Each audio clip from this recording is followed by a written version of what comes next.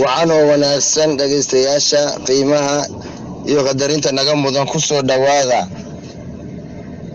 dhawaada barnaamijkii doorka haweenka aan haween walbo Arbacaha idin sii deyn doono.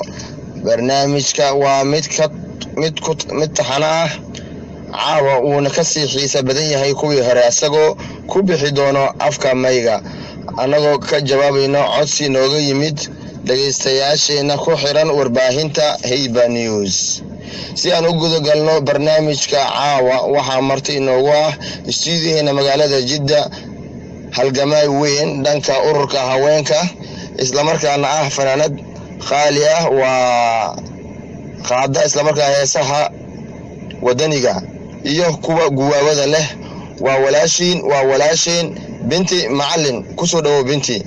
mid kale waxa barnaamijka noo fududeeyay ama noo suurtageliyay barnaamijka doorka haweenka caawa kale inaan qabano waa Mama Amina General Hospital ama isbitaalka guud ee Mama Amina. dhageysi wacan.